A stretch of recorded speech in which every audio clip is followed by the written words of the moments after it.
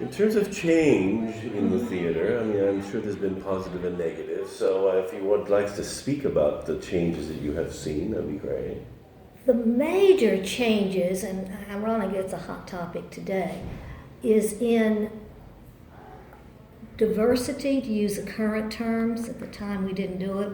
Some people used to call it colorblind casting years later.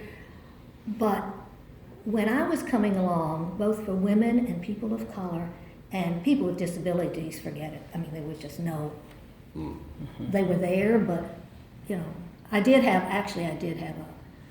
later on I used a young man who was in a wheelchair. He was very handicapped, but he was our sound designer. We had to carry him upstairs in a wheelchair when we were in a major theater because they had no handicap access. But it's in the other area, and I've always cast, once I moved into full-time, really professional directing, or even earlier, the right person for the role, as far as I'm concerned. And I grew up in a segregated South, at the time, but we've always been open, my family, and in theater, always been open. And I've always cast colorblind, if you will. Don't like the term, but the point is, I'll look at you, and what I see is, you have the right quality for the casting that I want. And even people say, well, you can't cast a nuclear family mixed. Oh, yes, you can. I did it, and we toured all over rural Georgia.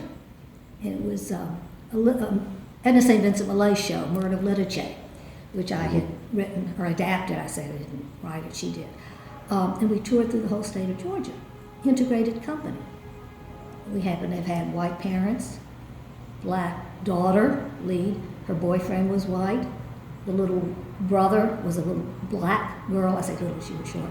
It was mixed. And the first show I toured there was God's Trombones, which it's another part of diversity there, which is written, as we all know, James Weldon Johnson, 7 sermons in verse. It was written by a black person for the black churches, etc.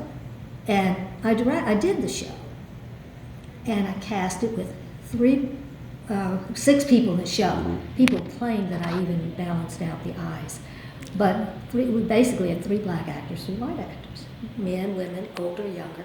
We toured through the state of Georgia, rural Georgia, in the days of, it was still very segregated at that point.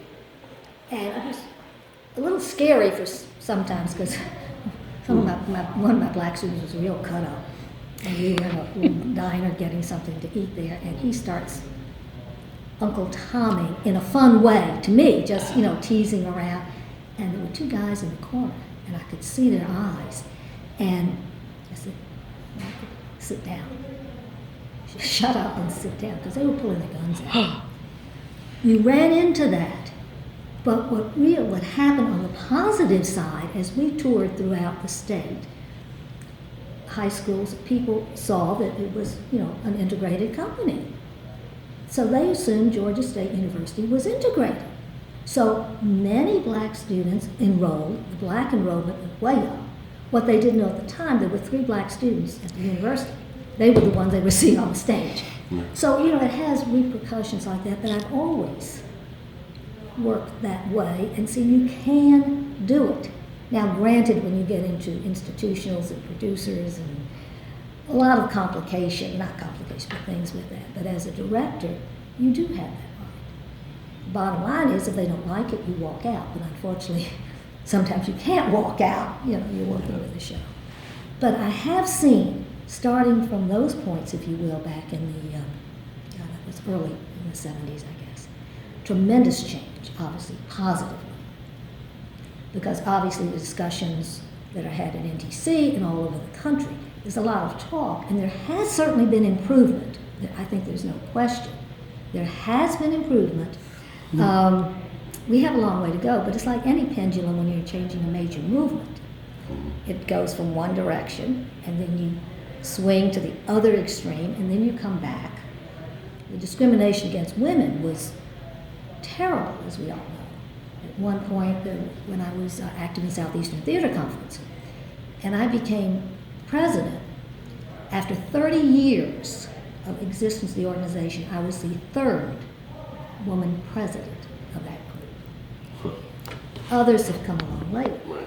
Discrimination in salary, Which still happens, which of still course. happens. And at that time, I was directing, there were 5 female directors in all of the Southeast. That's 10 states and Puerto Rico.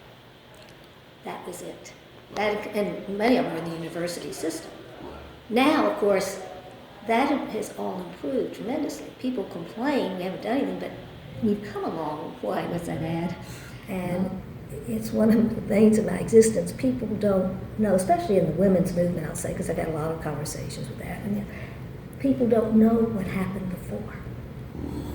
And they'll say, oh, we're doing this, we're doing that, which is wonderful.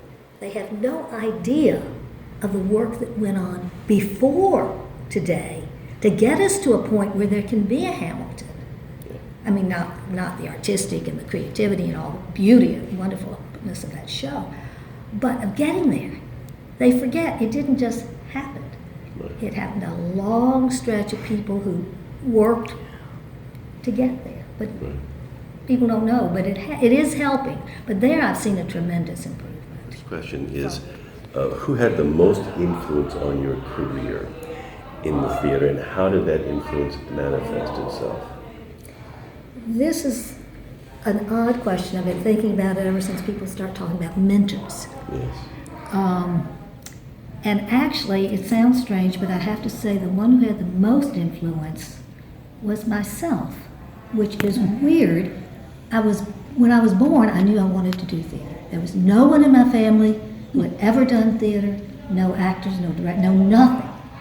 And when I was knee-high to a grasshopper, as they say, people said, what do you want to be when you grow up? And when I could talk, I said, an actress. And all along, I've always been in theater. Started as an actress because that was all that was available, and had been working in theater my entire life, even when I'd go on food stamps at one period getting my doctorate. But I still was able to find enough jobs in theater to support 2 kids at that point in time. So all along, that I had been my main motivator simply because there was never a question in my mind.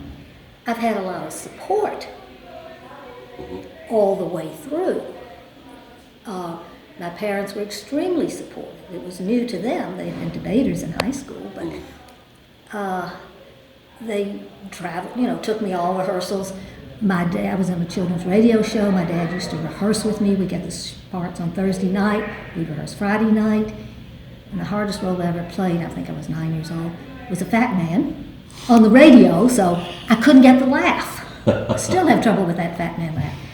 And he'd get up early Saturday morning, take me and do that. He was my dresser when I was in adult shows as a child. So they were always very, very supportive of my work. But anyway, people through there, my high school teacher, various, professors, people in the profession, have always been there, but it's more of a support than a motivation. I mean, it's both. I guess you would say it's both. You can't be motivated if you don't, well, you could if you don't have support, but it's kind of difficult. Right, wow. What about advice? Do you recall a piece of advice that you would say was like the best piece of advice you were ever given, and then if you did get it, did you follow it?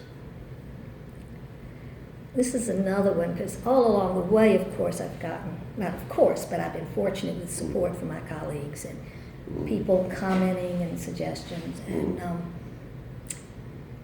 2, if I go way back, when I was in high school, actually, and I had the speech teacher for my homeroom, and I was still very, very active in theater, and I was also active with our newspaper. I was a writer also.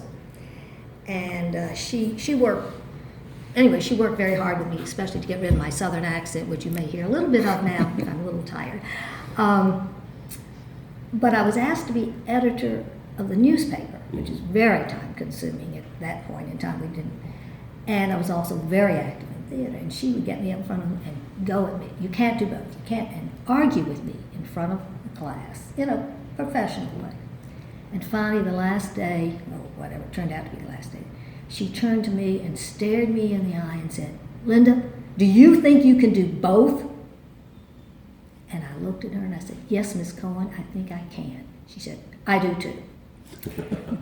So that, as I look back on it, that was in a sense advice from her. If you think you can do it, go for it. Try it. You may not succeed all the time, but if you think you can do it, don't hold back. And that's kind of where I've gone with that.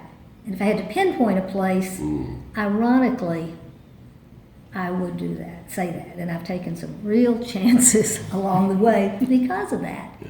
And I don't think anyone notices, and I've had people come up and say, just this morning, things that have happened. And it helps others, it helps me. A lot of times you don't even know it, but it's there. And the other one was a little more negative, but I did follow that. That's great. And the other one, it took me about 10 years to understand because it was an advice in teaching when I was moving into my first chair. And a colleague of mine from here in D.C., out west, said to me, he said, the best thing I can do in teaching acting is tell those who can't make it, get out. They don't belong in the business. And I thought, oh, how awful.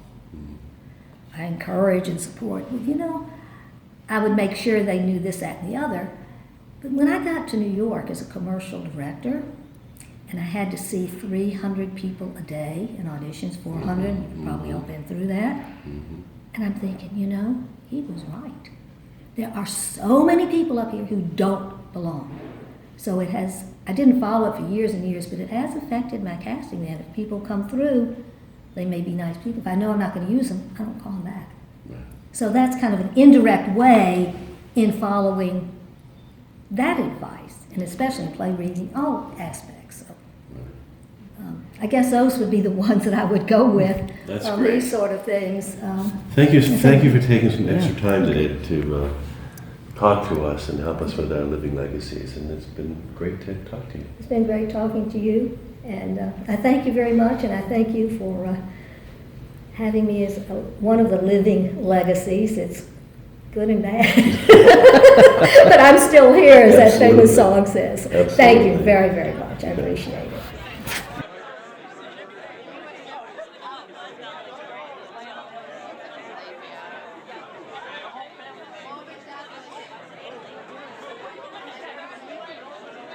Let me See, if you don't like it, you can cut it. You'll let it.